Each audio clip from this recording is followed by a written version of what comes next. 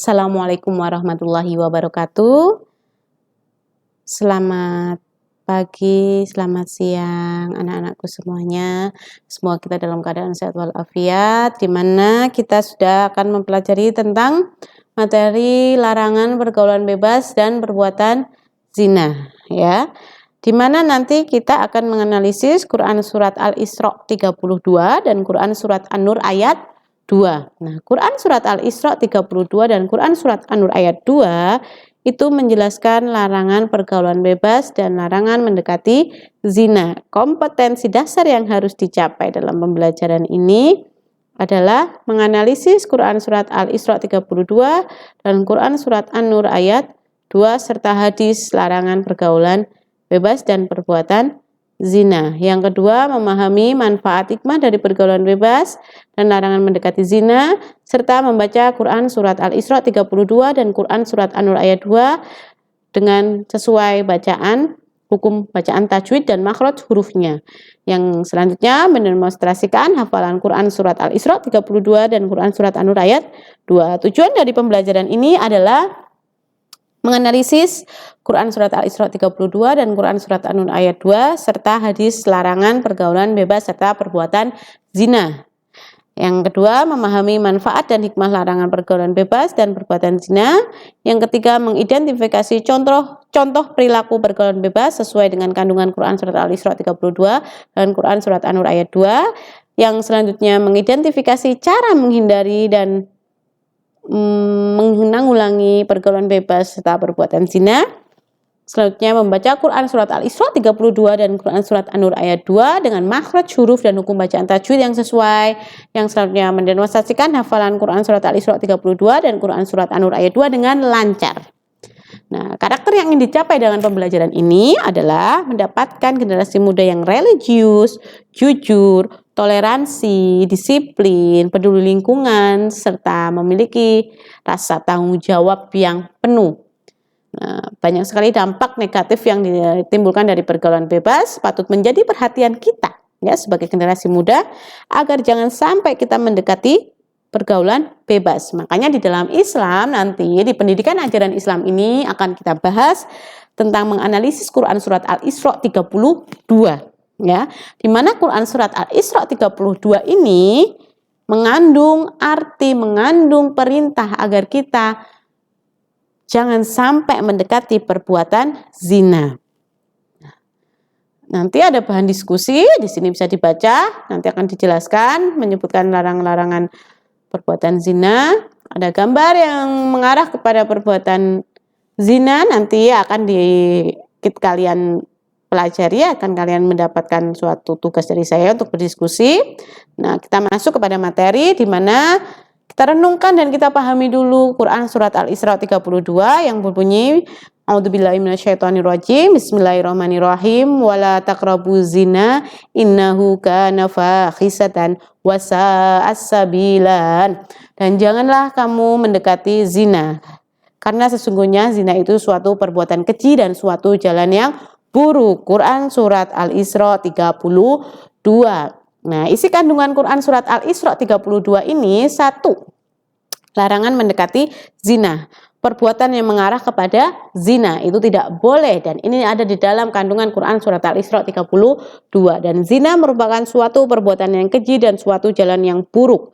Perbuatan zina merupakan laknatullah karena dilarang keras oleh Allah Subhanahu wa taala. Nah, di dalam zina merupakan perbuatan yang merendahkan harkat martabat kita sebagai manusia. Makanya di dalam Quran surat Al-Isra 32 tadi artinya mendekati saja sudah tidak boleh, apalagi kita sampai melakukan perbuatan zina, itu tidak boleh. Nah, kenapa Allah melarang zina? Di dalam Quran surat Al-Isra 32 Allah menjelaskan tentang kejinya perbuatan zina. Karena apa?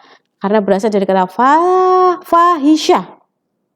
Makanya perbuatan keji merupakan suatu keburukan, mencapai tingkat yang sangat tinggi, mencapai kekejian. Setiap orang bahkan yang melakukan perbuatan zina itu mendapat laknatullah. Laknat itu tidak hanya didapat di akhirat saja, tapi di dunia kita juga akan mendapatkan akibatnya. Kemudian Allah juga memberikan suatu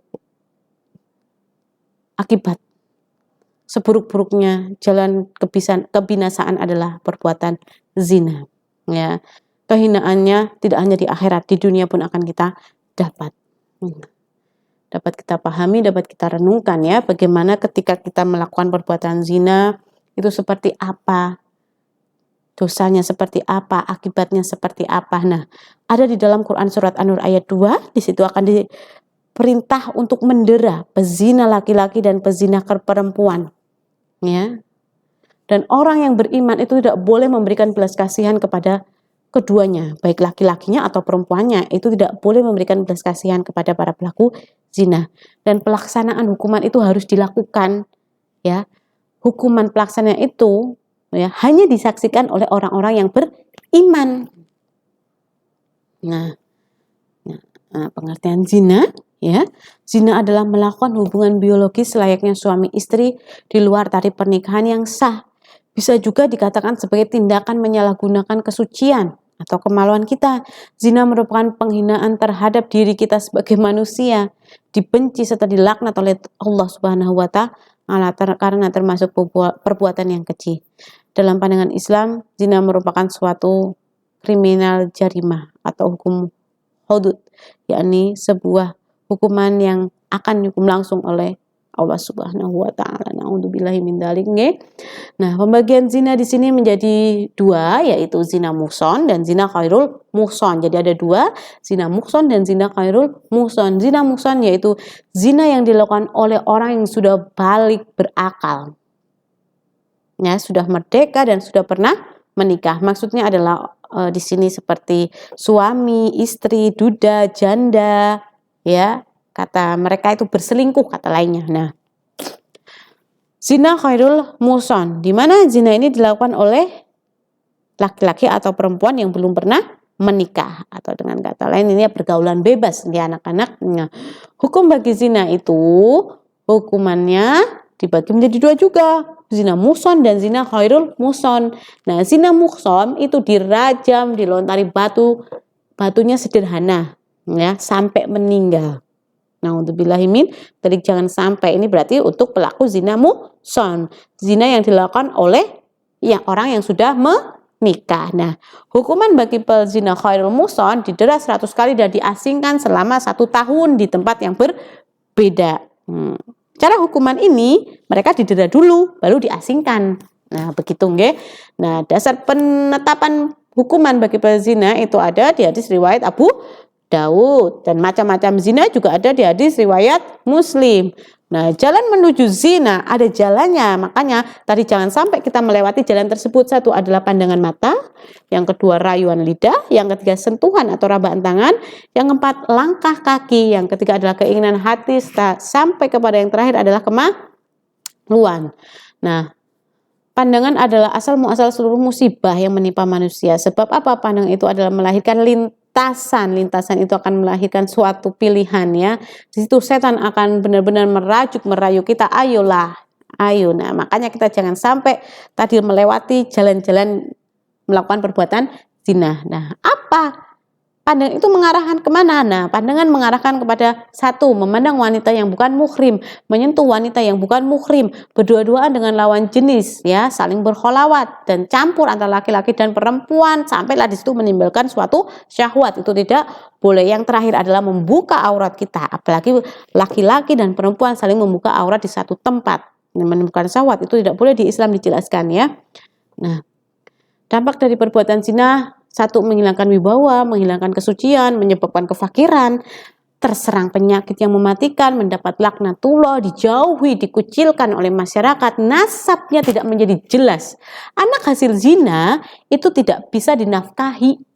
Dapat kita simpulkan, ya, kita harus bijak dalam bergaul. Kita harus bisa menjaga harkat dan martabat kita sebagai manusia, apalagi kita sebagai generasi Islam. Kita junjung tinggi Al-Quran, kita terapkan Al-Quran di dalam kehidupan kita sehari-hari.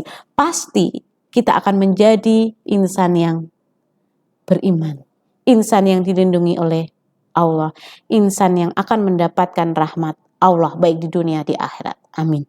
Demikian materi yang bisa saya sampaikan pada media ini. Terima kasih. Wassalamualaikum warahmatullahi wabarakatuh.